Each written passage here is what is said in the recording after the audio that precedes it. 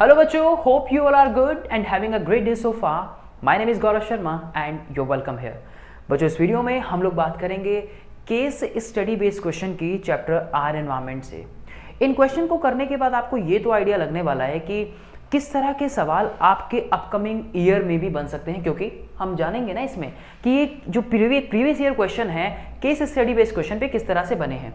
And definitely आपको उसके बारे में आइडिया तो लग जाएगा कि हाँ भाई, इस तरह के सवाल दोबारा भी तो बन सकते हैं, या इस तरह का पैटर्न जो है वो दोबारा भी तो आएगा ना हमारे। तो डेफिनेटली इस वीडियो को आखिरी तक देखिएगा। उम्मीद करूंगा कि मैं आपकी कुछ मदद कर पाऊँ in case study based questions की हेल्प से इस आर एनवायरनमेंट चैप्टर को आपके पास तक और भी बेहतर तरीके से पहुंचाने में, या आपके इस चैप्टर पे और अच्छे से ग्रिप बनाने में। तो चलिए without any wasting of time let's begin this video. तो चलिए ज्यादा देर ना करते हुए बच्चों शुरुआत करते हैं अपने इस बेहतरीन लेक्चर की केस स्टडी बेस्ड क्वेश्चंस के साथ। आसान बात यह है कि इस तरह के क्वेश्चंस को आप प्रैक्टिस करते हो साइंस के अलावा इंग्लिश में भी, हिंदी में भी, जहाँ पे आप लोग वो गद्यांश वगैरह करते हो, इंग्लिश में पैराग्राफ, सीन अनसीन पैसेजेस करते हो, कुछ वैसे ही है। लेकिन यहाँ फ़र्क ये है कि आपको इस कॉन्सेप्ट के बारे में जानकारी होनी चाहिए, क्योंकि सभी सवालों के जवाब आप लोगों को बच्चों इस पैराग्राफ से नहीं मिलने वाले, ये तो तय है। तो आपको उस कॉन्सेप्ट की नॉलेज होनी चाहिए। फॉर एग्जांपल यहाँ पे फूड वेब बनी हुई है, तो फूड वेब के बारे में आपको अच्छे से जानकारी होनी चाहिए, तभी आप उस केस स्टडी बेस्ड क्वेश्चन के सभी सवालों के जवाब अच्छे से दे पाएंगे। तो चलिए देखते हैं बच्चों किस तरह के सवाल आपके बोर्ड के लिए हेल्प कर सकते हैं इस केस स्टडी बेस्ड क्वेश्चन से। पहला सवाल, पैराग्राफ जो है यहाँ पे, food chains are very important for the survival of most species. ज्यादातर स्पीशीज के सर्वाइवल के लिए फूड चेन बहुत ज्यादा इंपॉर्टेंट है। और हो भी क्यों ना, क्योंकि फूड के ऊपर ही तो हम सब निर्भर होते हैं ना। अगर फूड नहीं मिलेगा तो कितने दिन जिंदा रह सकते हैं? बहुत ज़्यादा दिन तो नहीं। तो फूड चेन जो है बहुत ज़्यादा इंपॉर्टेंस जो है अपनी प्ले करती है। अब आप यहाँ पे देख सकते हैं क्वेश्चन जो पहला है यहाँ पे, if 10,000 joule of solar energy falls on green plants. अगर 10,000 जूल सोलर एनर्जी जो है, सोलर एनर्जी 10,000 है जो लीफ के ऊपर गिर रही है in a terrestrial ecosystem, so what percentage of solar energy will be converted into the food energy?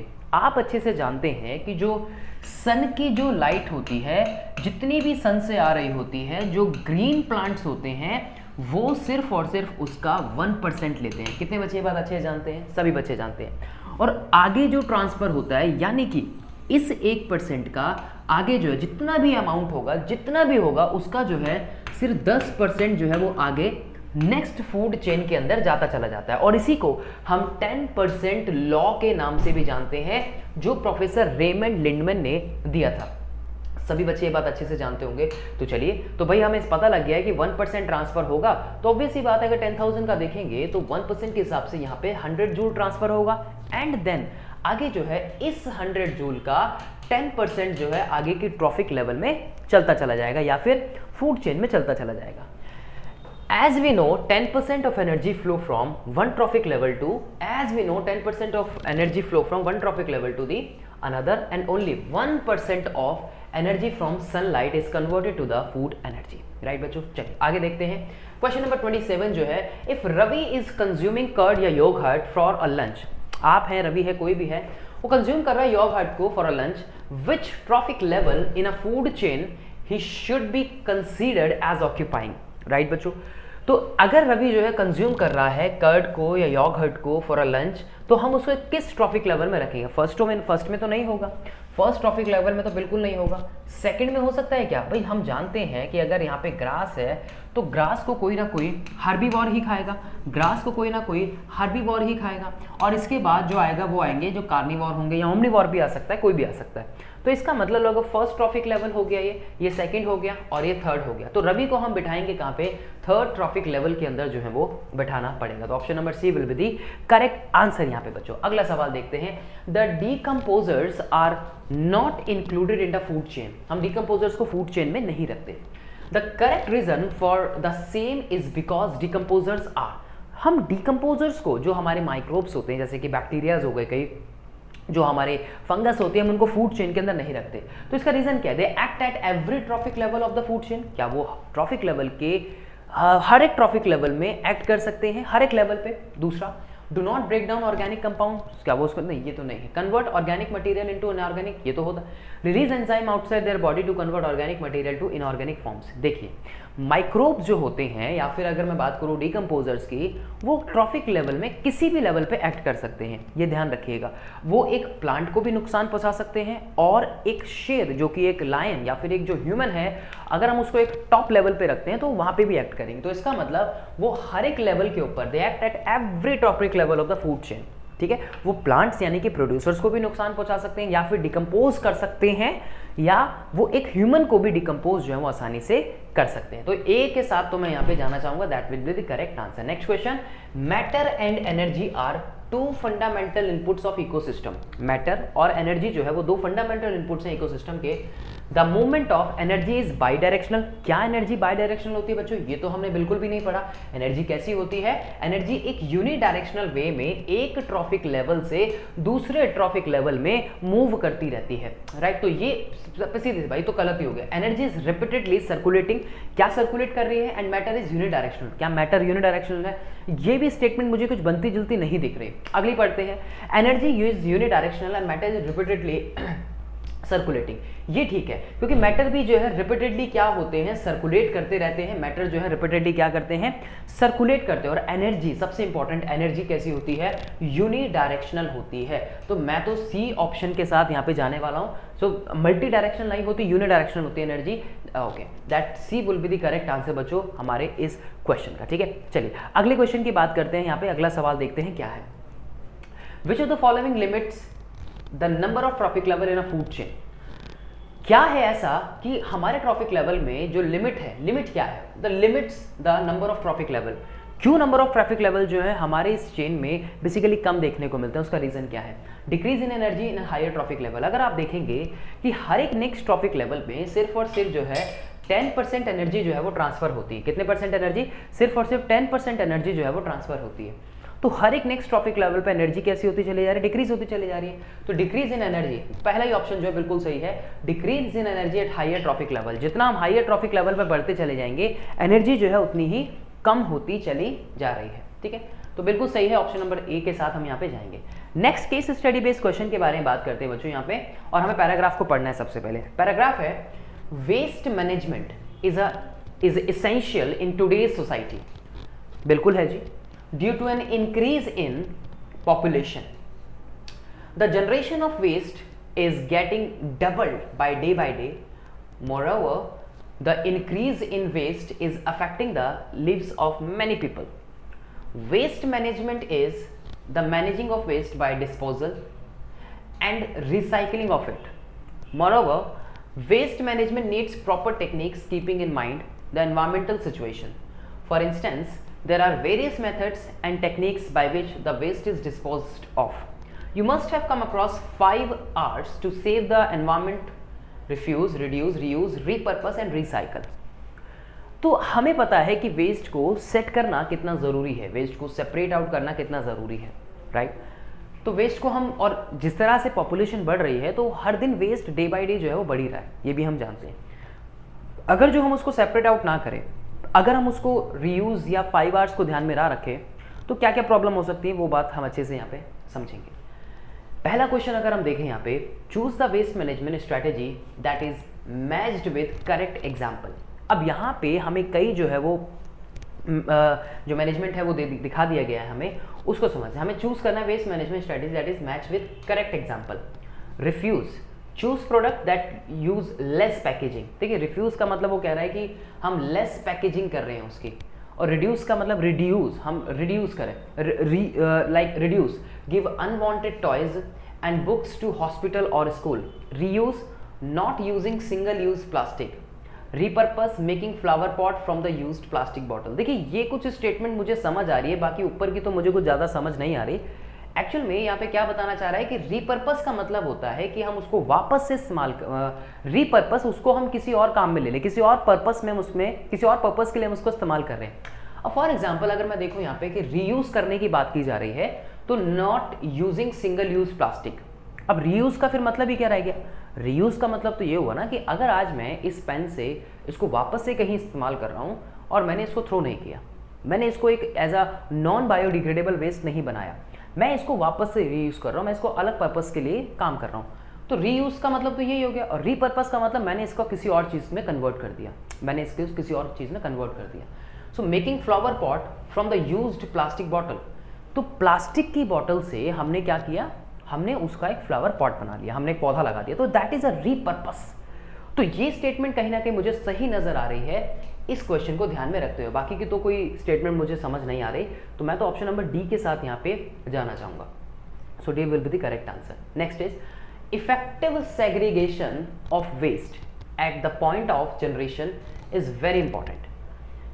Select the appropriate statements giving the importance of waste segregation.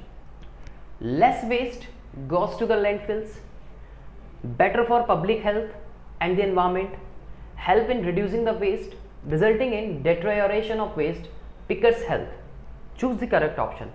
अब यहाँ पर हमें कई सारे जो ऑप्शन दे दिए गए हैं, अब हमें इनमें से सही बताना है।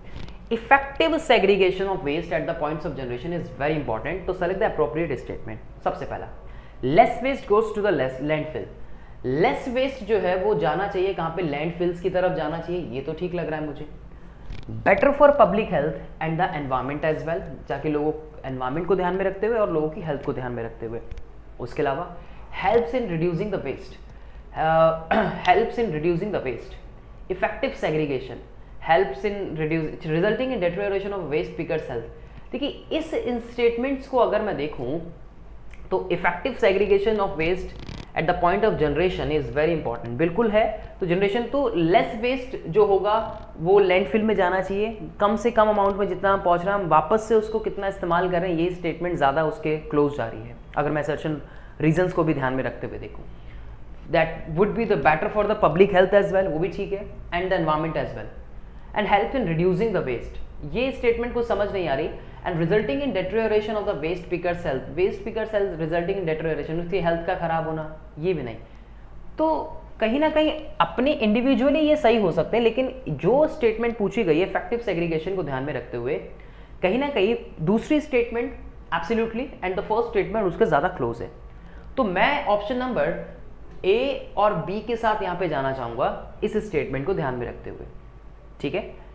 तो ये इसके अकॉर्डिंगली मैं ऑप्शन नंबर ए के साथ जाना चाहूँगा, तो that would be the correct answer.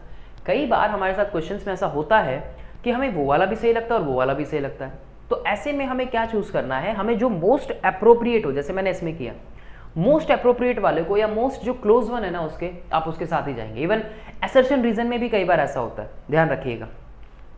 चलिए तो समझते हैं इस क्वेश्चन को कि इसमें क्या पूछा गया है। According to the Solid Waste Management Rule 2016, the waste should be segregated into 3 categories.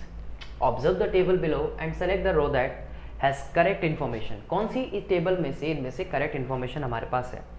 बात करेंगे अगर वेट वेस्ट के बारे में, तो वेट वेस्ट जो है कुक्ड फूड, वेजिटेबल पील्स, क्या ये वेट वेस्ट में आता है? जो कुक्ड फूड होता है बेसिकली वो वेट वेस्ट में नहीं आता, ठीक है। इवन अगर हम वेजिटेबल पील्स को भी देखें, वो भी यूज्ड बल्ब, ड्राई वेस्ट में लैंप्स, और जो लैंप्स होते हैं बेसिकली वो हमारे एक तरीके से फ्लोरेसेंस के होते हैं, तो ये जो है ये लिक्विड के अंदर आता है, ठीक है। Plastic carry bags, bottle, newspaper, cardboard, और ये जो हजार्डस वेस्ट जो होते हैं, हजार्ड वेस्ट जो हैं बेसिकली, इनमें अगर मैं न्यूज़पेपर्स को देखूं तो न्यूज़पेपर किस कैटेगरी के अंदर हम लोग रखेंगे? न्यूज़पेपर्स को हम बायोडिग्रेडेबल कैटेगरी के अंदर रखेंगे। इसके अंदर रखेंगे बायोडिग्रेडेबल कैटेगरी के अंदर रखेंगे। तो उसका मतलब ये स्टेटमेंट तो हमारी वैसे ही गलत हो गई, राइट। कॉफ़ी अगली देखते हैं, वेट वेस्ट में coffee and powder garden waste. Powder garden waste अगर आप देखेंगे पाउडर गार्डन वेस्ट है, तो पाउडर गार्डन वेस्ट जो है वो हम ड्राई वेस्ट के अंदर रखेंगे। ड्राई वेस्ट में plastic carry bags, bottles, newspaper, cardboard etcetera. Hazardous waste में प्लास्टिक कैरी बैग्स, न्यूज़पेपर, तो न्यूज़पेपर अगेन यहाँ पे आ गया। तो अगर आप देखेंगे तो ये स्टेटमेंट फिर दोबारा से वैसे ही गलत हो गई। उसके अलावा अगर आप नजर मारेंगे यहाँ पे तो leftover food, vegetable peels wet waste में आ गया। लेफ्ट ओवर फूड जो है बचा हुआ खाना वेट वेस्ट में आ सकता है। ड्राई वेस्ट में coffee, tea powder, garden waste, ठीक है, पाउडर गार्डन वेस्ट जो है वो ड्राई वेस्ट में आएगा। इंसेक्ट रेपेलेंट्स और जो क्लीनिंग सॉल्यूशंस होते हैं साफ सफाई वाले या इंसेक्टिसाइड्स वगैरह जो होते हैं वो हमारे लिए हार्मफुल होते हैं, हजार्डस वेस्ट में आ सकते हैं, ठीक है। तो ये स्टेटमेंट बिल्कुल ठीक है। अब यहाँ पे again wet waste, uncooked food और टी लीव्स आ गई हमारी इसमें वेट वेस्ट में। Old crockery, frying pans dry waste में। और हायाडस वेस्ट। अगर आप देखेंगे यहाँ पे टी पाउडर वेस्ट और कॉफ़ी को हायाडस वेस्ट के अंदर रखा हुआ है, तो मैं उसको नहीं रखना चाहूँगा इसमें, मैं यहाँ पे ऑप्शन नंबर सी के साथ जाना चाहूँगा। सो मेरे accordingly option number C would be the correct answer. No, यहाँ पे जो है ऑप्शन नंबर सी मेरे हिसाब से सही जवाब बच्चों होना चाहिए। अगले क्वेश्चन की तरफ मूव करते हैं। Recycling of paper is good practice. Recycling of paper is a good practice, but recycled paper should not be used as a food packaging because. What is the reason behind it कि हमें उसको ऐसे use नहीं करना चाहिए वापस से? Because recycled paper take lots of space. Recycled paper can't cover food properly. Recycled paper can cause infection as well. तो कई बार रिएक्शंस ऐसी बनती हैं कि वो बॉडी के अंदर इन्फेक्शन जो है उनको क्रिएट कर सकता है। तो मेरे हिसाब से यहाँ पे recycled paper can cause infection, तो इस वजह से उसका इस्तेमाल नहीं करना चाहिए। अगला देखते हैं। The given graph show the amount of waste generated, dumped and treated in the percentage as well. So here we have the percentage, dumped कितना है, ट्रीटेड कितना, जनरेट कितना किया गया है। सवाल इस पे क्या पूछा गया है उसके बारे में बात करते हैं। Identify the reason of low success rate of waste management process. Only 15% of urban India's waste is processed. Identify the reason of low success rate of waste management process. क्या रीजन रहा है लो सक्सेस रेट का Indian इस waste management process के अंदर? Only 15% of urban India's waste is processed. क्या सिर्फ 15%? या ये बिल्कुल है। अगर आप ध्यान से देखेंगे यहाँ पे कि तो सिर्फ कुछ ही परसेंट ऐसा है जो वेस्ट को ट्रीट किया गया है। बेसिकली ट्रीटेड कितना दिखाया गया है अगर आप देखेंगे यहाँ पे तो ये रहा 60 टोटल जनरेशन कितना है, टोटल कलेक्टेड कितना हुआ है, डंप कितना है और जनरेट कितना किया गया है। तो basically only 15% of urban India's waste को जो प्रोसेस्ड किया गया है। Less than 60% of waste is collected from the household. Collected less than total generation का टोटल का जो कलेक्ट किया गया है 42.9% अप्रॉक्स। तो less than 60% of the waste is collected from the household as well, and the more than 60% of the waste is collected from the house hold. नहीं, तो यहाँ तो ए और बी ऑप्शन जो है हमारे बिल्कुल सही जाते दिख रहे हैं, तो मैं तो डी के साथ यहाँ पे जाना चाहूँगा। अगला सवाल जो है, observe the food web given below and answer any 4 question. हमें किसी 4 सवालों के जवाब जो है यहाँ पे देने हैं। ये हमारे सामने एक फूड वेब हो गई और यहाँ पे the muscle can be described as. Muscle जो है बेटा मैं आपको बता दूं कि एक तरह का ये एनिमल की कैटेगरी के अंदर आता है, ठीक है। और जैसे आपने मॉलस्क वगैरह कई देखे होंगे तो उनकी कैटेगरीज के अंदर जो है हम इनको रखते हैं। तो ये कहीं ना कहीं एक होता है प्राइमरी कंज्यूमर और एक होता है secondary consumer. They are dependent on the flesh और द एनिमल्स एज वेल। तो इसको हम सेकेंडरी कंज्यूमर के अंदर रखते हैं, मसल जो होते हैं, ठीक है। They can be described as, शायद आप लोगों ने नाम भी कुछ बच्चों ने पहली बार सुना हो, राइट। तो एक एनिमल है, ध्यान रखिएगा, तो उसको हम सेकेंडरी कंज्यूमर की कैटेगरी के अंदर रखते हैं। अगला, which trophic level is incorrectly defined. इनमें से कौन सा ट्रॉफिक लेवल जो है इनकरेक्टली डिफाइंड जो है वो किया गया है, उसके बारे में हमें बताना है, ठीक है। नेक्स्ट, कार्निवोर्स सेकेंडरी या टर्शियरी कंज्यूमर्स होते हैं, बिल्कुल ठीक है। डिकम्पोजर्स माइक्रोबियल हेटेरोट्रॉप्स होते हैं, बिल्कुल ठीक है। हार्बीवोर्स प्राइमरी कंज्यूमर्स होते हैं, बिल्कुल ठीक है। ओमनीवोर्स में मोल्ड्स, यीस्ट एंड मशरूम आते हैं। यीस्ट एक यूनिसेलुलर फंगस है, they all are the funguses. तो ये ओमनीवोर्स नहीं होते, ठीक है, ये ओमनीवोर्स नहीं होते, राइट। तो डी ऑप्शन जो है यहाँ पे इसके अकॉर्डिंगली सही होगा। अगला, the given figure best represent, ये क्या रिप्रेजेंट कर रही है हमें उसको बताना है। Grassland food chain, parasitic food chain, forest food chain या एक्वेटिक फूड चेन। देखिए एक्वेटिक फूड चेन तो नहीं है ये, और ना ही ये पैरासाइटिक फूड चेन है कहीं ना कहीं। तो ऑप्शन क्या बचा, ग्रासलैंड फूड चेन और फॉरेस्ट फूड चेन। यहाँ थोड़ी सी आपके लिए चैलेंज हो सकता है कि ग्रासलैंड के साथ जाएं या किसके साथ हम यहाँ पे जाना चाहें, फूड फॉरेस्ट के साथ। तो आप देख सकते हैं कि ग्रास से स्टार्ट हो रहा है, तो आप इसको ग्रासलैंड फूड चेन का नाम यहाँ पे दे सकते हैं। तो option number A will be the correct answer. Next question देखते हैं, why do all food chains starts with plants? Because plants make their own food, right? Because plants are easily grown, because plants are nutritious, because plants can produce its own energy. Option number C जो है हमारा correct answer यहाँ पे बन जाएगा। अगला, in the following food web what 2 organism are competing for food. कौन से 2 ऑर्गेनिज्म जो है फूड के लिए कंपीट करते आपको इसमें नजर आ रहे हैं, हमें उनके बारे में यहाँ पे बात करनी है। देखते हैं जरा, ए एंड बी। ओके जी, जरा नजर मारते हैं, ए एंड बी। ए रहा, कौन से in the following food web but 2 organisms are competing for food. 2 organisms कौन से फूड के लिए कंपीट कर रहे हैं, 2 ऑर्गेनिज्म फूड के लिए कंपीट कर रहे हैं, मतलब वो खुद भी शिकार बन रहे हैं और कंपीट भी कर रहे हैं, ठीक है। खुद बेसिकली कंपीट करते नजर आ रहे हैं। तो देखिए अगर आप ध्यान से देखोगे तो ए तो ठीक है, ए नहीं है, बी हो सकता है। बी इसको शिकार बना रहा है लेकिन ये इसको शिकार बना रहा है, ठीक है, तो बी तो है, बी तो है, ठीक है। और ध्यान से अगर आप डी को देखोगे तो ये इसको बना रहा है, यस, तो बी और डी जो है करेक्ट आंसर बनेगा। बेटा यहाँ पे ध्यान से देखो, ए तो नहीं है क्योंकि ए दोनों को शिकार बना रहा है, तो ए तो नहीं है, तो ए वाला तो हटा दो, ये भी हटा दो, ये भी हटा दो। तो following food web what two organisms are competing for food, कौन से दो जो है कंपीट करते नजर आ रहे हैं हमें फूड के लिए, उनके बारे में यहाँ पे बात की जा रही है, ठीक है जी। तो मेरे हिसाब से यहाँ पे option number D would be the correct answer, option number D would be the correct answer जी, ठीक है, बिल्कुल जी। अगला, read the extract given below and answer the question that follow. Various components of an ecosystem maintain a balanced in nature, disturbance in any component of the environment cause an imbalance. बिल्कुल ठीक बात है, अगर कोई disturbance create होती है तो वो इम्बैलेंसिंग क्रिएट करेगा एनवायरमेंट में। One of the main environmental problem caused by human activities is global warming. Global warming is a phenomena caused by increasing concentration of greenhouse gases in the atmosphere resulting due to enhanced greenhouse effect। greenhouse effect के बारे में हम लोग जानते हैं, जो global warming, जो globally temperature जो रेज कर रहा है उसके बारे में। चलिए तो अब क्वेश्चन को देखते हैं बच्चों कि क्वेश्चन हमें क्या बताता है। Refer to the given pie chart showing the contribution of different gases to global warming. अब ये हमारे पास यहाँ पे पाई चार्ट हो गया और आइडेंटिफाई करना हमें गैसेस को पी क्यू आर और एस को, and select the incorrect statement regarding. हमें इनके रिगार्डिंग जो है इनकरेक्ट स्टेटमेंट को बताना है, ठीक है। So P could be the gas that increases the atmosphere due to excessive use of fossil fuel. अब पी को अगर मैं देखूं तो पी मेरे हिसाब से यहाँ पे कार्बन डाइऑक्साइड जो है वो बननी चाहिए। Gas that increases the atmosphere, increases in atmosphere due to the excessive use of fossil fuel के बनने की वजह से। Q could be the gas produce by complete combustion of biomass, and R could be the synthetic gaseous compound used as a refrigerants in air conditioners and refrigerator। if you remember, तो R जो है यहाँ पे कहीं ना कहीं CFC की तरफ हमें इशारा कर रहा है, क्लोरोफ्लोरोकार्बन की तरफ। and S could be the gas produced by combustion of nitrogen rich fuel as well। Nitrogen rich fuel में अगर हम बात करें तो यहाँ पे तो ये अलग अलग टाइप की गैसेज जो है हमें देखने को मिल रही है। तो इस पाई चार्ट में गैसेज जो हैं पी क्यू आर एस जो रेस्पेक्टिवली हैं, तो एक हो गई यहाँ पे जैसे CO2, बिल्कुल सही बात है जो हम बात कर रहे थे। जो हमारी गैस Q है basically the produce complete combustion of biomass, complete combustion के बाद जो निकल रही है, जैसे वुड को जलाने के बाद, या जैसे मीथेन गैस जो है कार्बन और जब हाइड्रोजन का कंबाइन होगी तो ऑब्वियसली बात है वहाँ से मीथेन गैस का प्रोडक्शन जो है वो देखने को हमें मिलेगा।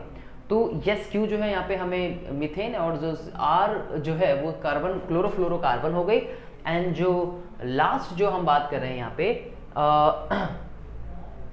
बेसिकली वो N2। तो यहाँ पे अगर आप देखोगे तो methane is produce by the incomplete combustion of biomass, लेकिन यहाँ पे क्या लिखा है, यहाँ पे जो एक वर्ड है वो कंप्लीट कंबशन ऑफ बायोमास लिखा है। तो that the word is we have to identify यहाँ पे कि ये कंप्लीट और इनकम्प्लीट वर्ड की वजह से जो है ये स्टेटमेंट हमारी जो है वो रॉन्ग हो जाएगी। बिकॉज जो कार्बन जो बेसिकली मीथेन गैस का प्रोडक्शन है वो किस वजह से हो रहा है, the Q could be a gas produced by, तो क्यू गैस हमारी कौन सी हो गई यहाँ पे, क्यू जो है हमारी गैस यहाँ पे वो हो गई मीथेन गैस, ठीक है जी, मीथेन गैस हो गई। और मीथेन गैस जो है वो कैसे फॉर्म होगी, that could be a gas produce by incomplete combustion of biomass का जब इनकम्प्लीट कंबशन होगा उससे उसका प्रोडक्शन जो है वो देखने को मिलेगा। तो इसके अकॉर्डिंगली यहाँ पे इनकरेक्ट स्टेटमेंट पूछी गई, तो इसलिए बी जो है वो इनकरेक्ट स्टेटमेंट हो जाएगी। Right now what could not be a source of gas Q given in the above pie chart. इनमें से क्या जो है not a source of gas Q. अब गैस क्यू कौन सी थी यहाँ पे हमारी, अगर आप देखोगे तो CH4, और CH4 में अगर आप देखोगे तो मार्शेस, जेट फ्यूल है, कैटल है, फ्लडेड पैडी फील्ड्स हैं, इन सभी के बारे में यहाँ पे बताया गया है। तो मीथेन गैस जो प्रोड्यूस होती है वो इनकम्प्लीट बायोमास कंबशन से होती है, and incomplete decomposition mostly bye anaerobic methanogens की वजह से जो है वो देखने को मिलता है। राइट तो कैटल हो गया, मार्शेस हो गए, फ्लडेड पैडी फील्ड्स हो गई, इनमें ये सपोर्ट करेंगे that what could be the not a source of Q. तो जेट फ्यूल जो है कहीं ना कहीं वो उसका सोर्स जो है वो नहीं होना चाहिए। ठीक है जी, तो बिल्कुल जी ठीक है ये।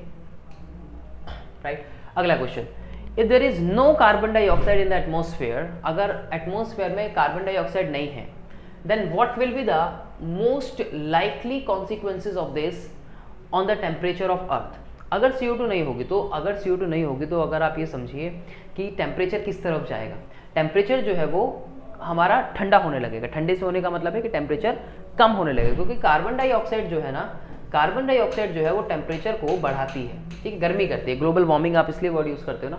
सो द टेम्परेचर रिमेन अनचेंज, ये तो नहीं होगा, अनचेंज तो नहीं होगा, चेंज तो होगा, क्योंकि जब पॉल्यूशन बढ़ता है, जब ऑटोमोबाइल्स की वजह से, तो तापमान गर्म होने लगता है, तो अनचेंज तो नहीं होगा। और अगर कम हो रहा है तो इसका मतलब चेंज तो आएगा, कम हम जानते हैं ना, कम होगा तो बेसिकली तापमान गिरने लगेगा। द टेम्परेचर वुड इंक्रीजेस, बढ़ेगा नहीं, the temperature would decreases CO2 in the principal greenhouse gas. देखो प्रिंसिपल ग्रीन हाउस गैसेज में से एक है, तो ऑप्शन नंबर सी जो है यहाँ पे वो करेक्ट आंसर इसका बनना चाहिए, तो that is the correct answer. तो अर्थ को वार्म रखता है ये, अर्थ को वार्म रखता है ये।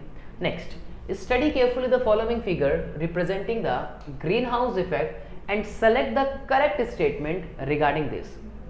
हमें इसके रिगार्डिंग में एक करेक्ट स्टेटमेंट को बताना है कि क्या ये रिप्रेजेंट कर रहा है। सबसे पहले अगर आप देखोगे तो ये अर्थ है, ये यहाँ वार्म सरफेस को दिखा रहा है, ये एटमॉस्फेयर हो गया हमारा, और ये इनकमिंग सोलर रेडिएशन है, राइट जी। तो देखो वार्म सरफेस से कैसे ऊपर की तरफ जो है वार्म एयर जो लाइटर होती है, इसलिए वो ऊपर की तरफ मूव करती है।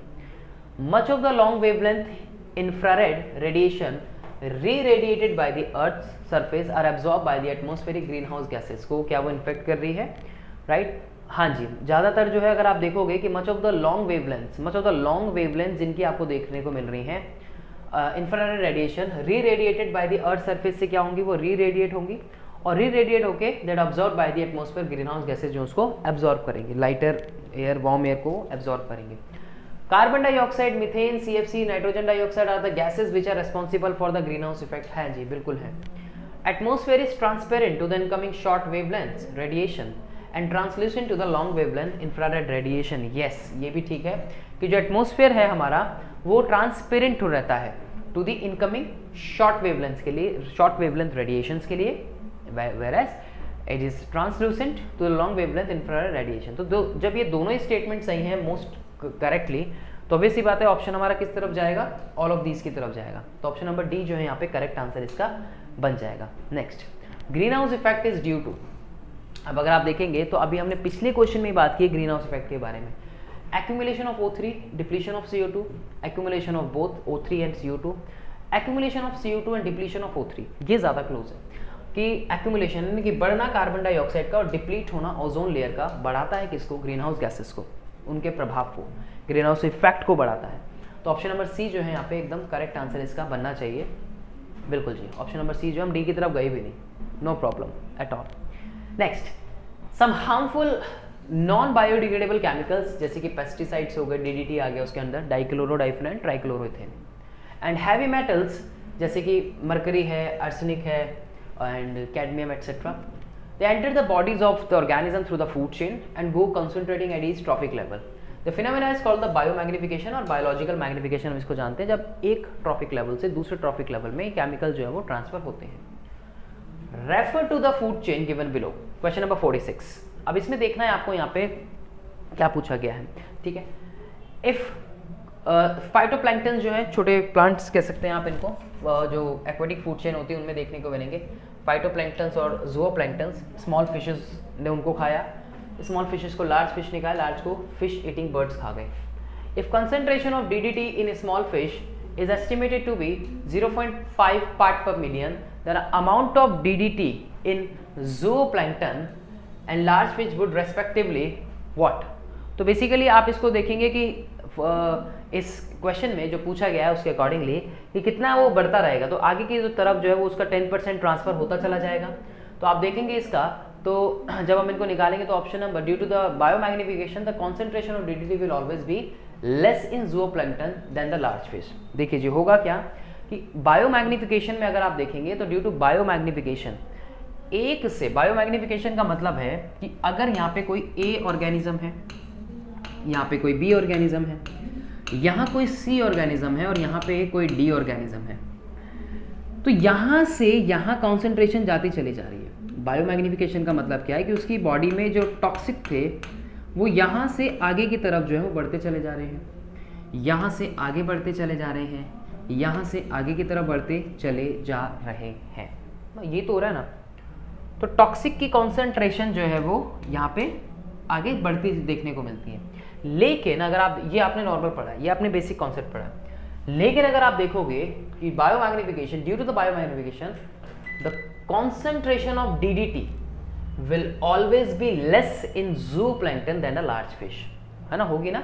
सो always be less than the large fish. तो उन्होंने क्या बोला कि concentration of DDT in a small fish is estimated to be 0.5 per million, right. तो इसके अंदर अगर 0.5 है तो ऑब्वियस सी बात है उससे पहले तो कमी होगी ना, ठीक है। और then the amount of DDT in zooplankton and the large fish would be respectively, large fish में कैसी रहेगी, लार्ज फिश में जो है the DDT will always be less in zooplankton than the large fish. तो ऑब्वियस सी बात है लार्ज फिश में कैसी रहेगी, उसके जो zooplankton है उसमें कम रहेगी, उसमें ज़्यादा रहेगी। तो DDT in zooplankton large fish would respectively would be, यहाँ पे जो है हमारा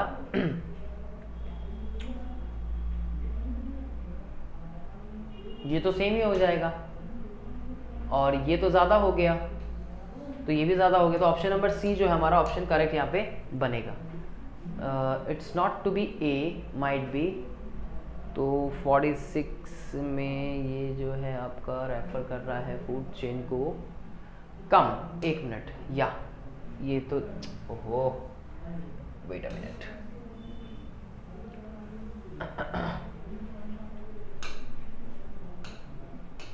ठीक है, चलिए। सो ठीक है, तो अगर यहाँ पे कम, ऑब्वियसली बात है यहाँ पे कम होगी स्मॉल, जो आपकी जो zooplankton है, और इसमें ज़्यादा होगी तो बायोमैग्निफिकेशन बढ़ेगी। तो ऑब्वियस सी बात है यहाँ पे जो बोला गया है कि due to the biomagnification the concentration of DDT will always be less in zooplankton than the large fish. Yes बेटा, इसमें कम होगी, जो बढ़ रही है तो ऑब्वियस सी बात है ये हर एक नेक्स्ट ट्रॉफिक लेवल में बढ़ रही है, तो इनके अंदर कम होगी और आगे वाली में ज़्यादा देखने को मिलेगी। और आप अगर उसमें देखेंगे तो उसमें अगर 0.5 है तो ऑब्वियस सी बात है इसमें इतनी होगी। तो option number A will be the correct answer, right, that A would be the correct answer, ठीक है। Next, higher amount of DDT disturbs calcium metabolism of the birds, this result in, किस में क्या रिप्रेजेंट कर रहा है ये, देखते हैं जरा। Higher the amount of DDT disturb calcium metabolism, अगर DDT का अमाउंट बढ़ रहा है, अगर हायर अमाउंट है DDT का, तो वो डिस्टर्ब करेगा कैल्शियम मेटाबॉलिज्म को बर्ड्स के। That would be thickening of their eggshells, ठीक है, this result in thickening of their eggshells. अगर या उसके एगशेल्स जो है वो बढ़ने लग, no, thickening of their eggshells नहीं, प्रीमेच्योर ब्रेकिंग ऑफ एग्स हो सकते हैं, ये हो सकता है, ठीक है, premature breaking of eggs. Higher amount of dichlorodiphenyltrichloroethane disturb the calcium metabolism, अगर कैल्शियम मेटाबॉलिज्म को वो डिस्टर्ब कर रहा है तो क्या होगा, उसके जो कैल्शियम कार्बोनेट से मेडअप होता है जो एक्शेल, तो प्रीमेच्योर ब्रेकिंग हो सकती है एक्स की, हो सकती है। डेथ ऑफ देयर एम्ब्रियो बिल्कुल हो सकती है, क्योंकि कैल्शियम कार्बोनेट की जो लेयर है वो उसको प्रोटेक्शन देने का काम फिर नहीं कर पाएगी। तो दोनों ठीक है मेरे हिसाब से, option number D would be the correct answer होना चाहिए यहाँ पे, राइट, बिल्कुल जी। So higher amount of DDT disturb calcium metabolism of birds which resulting in the thickening of eggshells and the premature breaking of the that kills the embryos as well. Next यहाँ पे पूछा गया है अगला सवाल, जो टेबल हमें दी गई है, एक तरफ ऑर्गेनिजम्स के बारे में बताया गया है और दूसरी तरफ अगर आप देखेंगे तो यहाँ पे अमाउंट ऑफ कैडमियम जो है उसके बारे में रिप्रेजेंट किया गया है, ठीक है जी। अब इसमें देखते हैं जरा,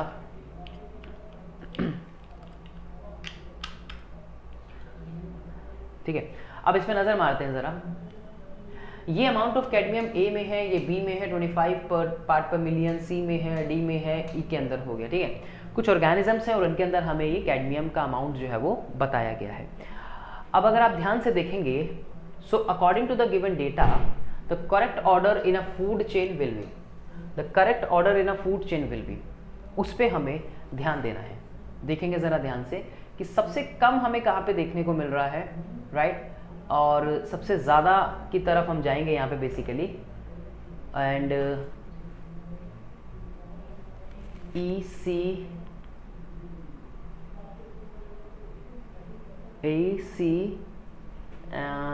ओके,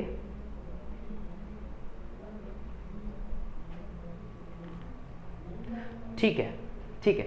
तो सबसे पहले मेरे हिसाब से यहाँ पे देखो E और B दिखाया गया, यहाँ पे E और B, E और B तो सबसे ज़्यादा है, तो सबसे ज़्यादा वाला पहले नहीं आना चाहिए, सबसे ज़्यादा वाला जो है वो लास्ट में आना चाहिए, क्योंकि बढ़ेगा ना, कैडमियम एक तरह का टॉक्सिक है तो बायोलॉजिकल मैग्निफिकेशन के अकॉर्डिंगली वो लास्ट में आना चाहिए। तो अगर लास्ट में आना चाहिए तो ऑप्शन नंबर बी जो है वो सबसे लास्ट में आना चाहिए। और बी में लास्ट कौन सा है, एक तो सी में है और एक ए में बी लास्ट में है। अगर आप देखोगे तो भाई टॉक्सिक बढ़ेगा ना, तो यानी कि मैं बी को और डी को तो पहले एलिमिनेट कर देता हूँ इसी बिहाफ, सो सॉरी, राइट। तो उसके अकॉर्डिंगली अगर आप देखोगे तो यहाँ पे सी 0.003 और ई 0.04, तो ये कम हो गया। तो यानी कि सी वाला सबसे पहले आना चाहिए, तो option number C would be the correct answer इसलिए। ठीक है, तो आप इसको लगाएंगे, अब देखेंगे तो सबसे पहले जो आना चाहिए उसके अकॉर्डिंगली लगाएंगे। अगला देखते हैं, a group of scientist analyzed samples of 5 different animals from a river for possible accumulation of DDT in their body. A group of scientists analyzed samples of 5 different animals from a river for possible accumulation of DDT in their body due to biomagnification. The result obtained is shown in the given graph. यहाँ पे कुछ result हमें दिखाए गए हैं animal से, यहाँ amount of DDT हमें दिखाया गया है कैसा है, that the correct order of the food chain operating in a river। ये देखिए एक मतलब ये रिप्रेजेंट कराना चाह रहा है कि एक फूड चेन जो है वो उसके अंदर चल रही है। सो SPQRSQRP क्या बताना चाह रहा है ये, तो अगर आप ध्यान से देखेंगे तो जो सबसे पहला बायोलॉजिकल मैग्निफिकेशन सबसे पहले सबसे कम में होगी तो S में होगी, उसके बाद अगर आप देखेंगे तो Q है तो Q में होगी, उसके बाद अगर आप देखेंगे तो R में होगी, उसके बाद अगर आप देखेंगे तो P में होगी। यही तो रेशो बनेगा, कम से ज़्यादा की तरफ जाएगा, कम से ज़्यादा की तरफ जाएगा, तो ऑब्वियस ही बात है हमारा ऑप्शन नंबर SQRP जो है option number B will be the correct answer. ठीक है, तो वो बायोमैग्निफिकेशन के बारे में पूछा गया था, वही होगा सही। Next, when animals are sprayed with poison, when animals are sprayed with poison they may die immediately but their bodies still contain a poison. The poison in their bodies will then be passed on to the animals which eat them। तो जो poison होते हैं वो पास हो जाते हैं जो animals उनको खाते हैं उनकी बॉडी में। What would be the consequences of a mass poisoning of the rabbit population in a grazing food chain and why? When animals are sprayed with poison, they may die immediately, but their bodies still contain the poison. The poison in their bodies will then be passed on to the animals which eat them. Yes. So what would be the consequences of a mass poisoning of the rabbit population in a grazing food chain and why? ये सवाल हमारे से यहाँ पे पूछा गया है। देखो होगा क्या कि अगर एक एनिमल को हम खा रहे हैं, बेसिकली यहाँ पे ये बायोमैग्निफिकेशन को ही रिप्रेजेंट जो है वो कर रहा है। Plants would die quickly as they are eaten by rabbits. क्या ऐसा हो सकता है कि अगर एक एनिमल जो है they are sprayed with poison and they may die immediately but their bodies still contains a poison. अगर वो बॉडी जो अभी भी उसकी बॉडी के अंदर, अगर वो बॉडी है यहाँ पे वो मर चुकी है लेकिन अभी भी उसके अंदर क्या है, पॉइजन जो है वो भरा पड़ा है। ये बॉडी कैसी है, ये एक डेड बॉडी है। ठीक है, container the poison in their bodies will then the pass on to the animals which eat them. तो ऑब्वियस सी बात है पॉइजन जो है वो आगे क्या होगा, पास होगा जो उसको खाएगा, right. Next, what would be the consequences of a mass poisoning of the rabbit population in a grazing food chain and why. तो अगर वो फूड चेन बेसिकली अगर वो किसी प्लांट को जो है वो खा रहा है, यहाँ पे अगर उसने किसी प्लांट को खाया है तो क्या एक कॉन्सिक्वेंसेज देखने को मिलेंगे। The plants would die quickly as they are eaten by rabbits. Plants थोड़ी मरेंगे, वो उसके अंदर थे, उससे कोई फर्क नहीं पड़ेगा उसको, प्लांट क्यों मरेंगे। ग्रास ऊपर would die quickly as all animals in the food web would be affected, ऐसा नहीं। Western rattlesnake would quickly become poison as they eat rabbits. क्या वो हो सकता है, वो थोड़ा सा क्लोज है, लेकिन वो कह रहा है कि when animals are sprayed with poison. हमने इसकी बॉडी के अंदर हमने क्या किया है, हमने जो है कि हमने इसकी बॉडी पे स्प्रेइंग की है, स्प्रे किया है, right. Animals are sprayed with poison, they may die immediately but their bodies still contain the poison. उसकी बॉडी पे अभी भी पॉइजन जो है वो पड़ा है। The poison in their bodies will then be passed on to the animals which eat them. So what would be the consequences of mass poisoning of the rabbit population in a grazing food chain and why, ये सवाल पूछा गया है। So grass ऊपर would die quickly as all animals in food web would be affected. तो grass ऊपर पे तो कोई फर्क नहीं पड़ेगा, ग्रास ऊपर तो प्लांट खाएगा ना। Western rattlesnake would quickly become poison as they eat rabbit. तो हो सकता है कि वो रेटल स्नेक तो बहुत ज़्यादा एक खतरनाक पॉइजनस स्नेक है, तो उसकी बॉडी में कोई इतना फर्क वहाँ पे नहीं पड़ेगा। Hawk would become poison as they feed on rabbit. अगर उसकी बॉडी के ऊपर आके हॉक खाना शुरू करता है तो हॉक जो है वो पॉइजन हो सकता है, उसके चांसेस ज़्यादा हैं, क्योंकि वो रैबिट को खाएगा। समझ रहे क्वेश्चन को कितना टेढ़ा घुमाया गया है यहाँ पे। तो ये मैं तो डी ऑप्शन के साथ यहाँ पे जाना चाहूँगा। तो वो रेटल स्नेक पे कोई इतना इंपैक्ट नहीं पड़ेगा जितना हॉक की बॉडी के ऊपर पड़ेगा बच्चों। ठीक है, ये बात आपको यहाँ पे समझनी है अच्छे से। यस, तो option number D would be the correct answer. अगला देखते हैं जरा, नेक्स्ट है यहाँ पे, study the picture given and comment on the encircled organism with respect to. देखिए जरा, ये एक फूड वेब को भी दिखा रहा है यहाँ पे, आपको एक इकोसिस्टम को रिप्रेजेंट कर रहा है ये। The category according to the food they eat and the trophic level to which they belongs are herbivores, omnivores, herbivores, omnivores. ये देखिए यहाँ पे कुछ 2-4 हमें ऑप्शन जो है वो दिए गए हैं। क्या पूछा गया है देखो जरा, यहाँ पे आपको दिख रहा है ये हिरन जो है घास खा रहा है, और यहाँ पे रैबिट या एक गिलहरी आपको दिख रही है जो खा रही है। क्या रिप्रेजेंट कर रहा है ये? तो ये एक हमें हार्बीवोर्स हैं, ये हार्बीवोर्स हो गए, और अगर ये किसी को खा रही है तो ये एक सेकेंडरी ट्रॉफिक लेवल को रिप्रेजेंट कर रहे हैं दोनों। ठीक है, ये एक हार्बीवोर्स हैं दोनों, गिलहरी भी और एक हिरन भी, और एक इसको रिप्रेजेंट कर रहे हैं, ये एक सेकेंडरी ट्रॉफिक लेवल को रिप्रेजेंट कर रहे हैं। तो हार्बीवोर्स तो हैं ये, ओमनीवोर नहीं है। ठीक है, क्या है ये? हार्बीवोर हैं, और ये किसको रिप्रेजेंट कर रहे हैं? सेकेंडरी ट्रॉफिक लेवल को रिप्रेजेंट कर रहे हैं। ठीक है, चलिए बिल्कुल सही है हमारा सी ऑप्शन जो है। अगले पे चलते हैं बच्चों। यहाँ पे what is the percentage of energy available at there trophic level? कितने परसेंट एनर्जी होगी बताने की जरूरत ही नहीं है, 10% लॉ यहाँ पे सीधा सीधा लग रहा है। Flow of energy in ecosystem, obvious सी बात है, यूनिडायरेक्शनल। बहुत देर से हम कर रहे हैं ऐसे question. Which of the following is formed by intermeshing of different food chain? तो फूड वेब बनता है, सी ऑप्शन। ज़्यादा वेस्ट टाइम करना ही नहीं है इस पर। What will happen if all the deer are killed in the given food chain? अगर सारे डियर को मार देंगे तो क्या होगा? इम्बैलेंस हो जाएगी फूड चेन, घास बढ़ जाएगी और जो कार्निवोर्स हैं वो भूख से मर जाएंगे। So the quantity of grasses decrease तो नहीं होगी, पॉपुलेशन ऑफ लाइन इंक्रीज भी नहीं होगी। The population of lion remain unchange, the population of lion decreases, grasses increases. Option number D correct answer. Next, the transfer of food energy from plant source through a series of organisms in an ecosystem is known as food chain. तो जिस तरह से transfer होती है energy एक से दूसरे में, ये रिप्रेजेंट करता है बेसिकली फूड चेन को। The network of food chains starting from an autotrophs to herbivores, carnivores and the top most level of consumers, it's called food web. तो जब एक से दूसरे में इंटरकनेक्टेड होती है, ट्रांसफर होती है, तो उसे हम फूड वेब का नाम देते हैं। A food chain shows only one path how energy in the form of food flows from producer to the consumers. कैसे एक से दूसरे में ट्रांसफर होती है, एक प्रोड्यूसर से कंज्यूमर की तरफ ट्रांसफर होती हुई दिखती है। और food web shows many paths. For example, it is a network of food chains where are organisms eats several types of organisms और eaten by many different organisms. तो सिंपली क्या है, ये एक नेटवर्क है फूड चेन का जो food web है, जहाँ पे एक ऑर्गेनिज्म अलग अलग टाइप के ऑर्गेनिजम्स को अपना शिकार बनाता है। यहाँ पे अलग अलग टाइप के ऑर्गेनिजम्स हमें देखने को मिलते हैं। Identify the secondary consumer. अब इनमें से कौन सा सेकेंडरी कंज्यूमर है, हमें उसको पहचानना है। ठीक है, क्या बर्ड है? ग्रास ऊपर क्या है? ग्रास ऊपर क्या करता है? देखिए सेकेंडरी कंज्यूमर कौन है इसमें से? ग्रास ऊपर डायरेक्टली हार्बीवोर्स है। ठीक है, प्राइमरी कंज्यूमर है।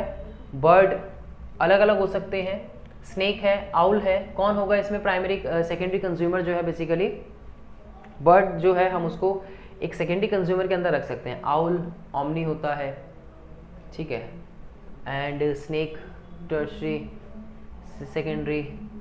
ठीक है, ग्रास है, ग्रास का तो बर्ड को भी हम कह सकते हैं। ठीक है, which one of the following is not a consumer? इनमें से क्या कंज्यूमर नहीं है? इसमें से क्या कंज्यूमर नहीं है? Algae, giraffe, algae. ठीक है, क्या नहीं होगा इसमें से? एल्गे नहीं होगा, हैं जी, क्योंकि एल्गे जो है वो ग्रीन प्लांट होता है, प्रोड्यूस करता है, प्रोड्यूसर होता है। विच of the following is not a producer? इनमें से क्या प्रोड्यूसर नहीं है? ज़ूप्लैंक्टन नहीं है, ठीक है, नहीं है, तो यही नहीं होगा, वही तो पूछा, बी हो गया। Which one of the following is a micro consumer, कौन इनमें से माइक्रो कंज्यूमर है? एंट, फंगस, लाइस या मस्कीटो? देखिए जरा, क्या इनमें से नहीं है, क्या इनमें से नहीं है पूछा गया है। सो सॉरी, क्या इनमें से है? Which one of the following is एक माइक्रो कंज्यूमर, तो फंगस जो एक माइक्रो कंज्यूमर है, एंट आपको दिखती है, लाइसिस जो होती है एक्सो पैरासाइट्स होते हैं, ये भी दिख जाते हैं आपको, बाल और मस्कीटो भी दिख जाते हैं। C will be the correct answer. अगला case study base, next question हमारा, human body is made up of 5 important components of which water is the main component. बिल्कुल है। Food as well as portable water are essential for every human being. The food is obtained from plants through agriculture. Pesticides are being used extensively for a high yield in the fields. These pesticides are absorbed by the plants from the soil along with water, minerals and from the water bodies. These pesticides are taken up by the aquatic animals and plants. As these chemicals are not biodegradable, नहीं होते, they get accumulated progressively at each trophic level. The maximum concentration of these chemicals get accumulated in our bodies and greatly affect the health of our mind and body. Obviously बात है, अगर ये pesticides वगैरह ये chemicals हमारी body में जाएंगे तो उसका एडवर्स इफेक्ट जो है वो जरूर दिखाएंगे। Why is the maximum concentration of pesticides found in human beings? क्योंकि ह्यूमन जो है वो टॉप लेवल पे एक्यूमुलेट करते हैं, टॉप फूड चेन में टॉप लेवल पे आते हैं। Pesticides are non biodegradable and get accumulated progressively at each trophic level since human occupy at the top level in any food chain. तो इस वजह से ह्यूमन में सबसे ज़्यादा बायोलॉजिकल कंसंट्रेशन जो है वो देखने को मिलेगी, क्योंकि बायोलॉजिकल मैग्निफिकेशन है, कंसंट्रेशन जो है वो हर एक नेक्स्ट ट्रॉफिक लेवल में क्या हो रही है, बढ़ रही है। Next, give one method which could be applied to reduce our intake of pesticides through the food to some extent. कैसे? एक मेथड बताइए which could be applied to reduce our intake of pesticides, कैसे हम reduce कर सकते हैं इसके intake को। Washing of food grains, vegetable, fruits etcetera, उनको वॉश करेंगे तो ऑब्वियसली बात है वॉश करके खाना भी चाहिए, उबाल के खाना चाहिए, मैं तो कहता हूँ। विद वार्म वाटर, देखिए warm water is useful to reduce the intake of pesticide through the food to some extent. ऐसा करेंगे तो हम कई हद तक उसको बचा के रख सकते हैं। Next, various steps in a food chain represent the trophic level. किसे रिप्रेजेंट करते हैं? ट्रॉफिक लेवल को। तो ऑप्शन नंबर बी जो है यहाँ पे करेक्ट आंसर बन जाएगा। अगला, with regard to various food chains operating in an ecosystem, man is producer, man is consumer, man is producer and consumer, man is producer and decomposer. decomposer है क्या? क्या अपन decomposer होगा?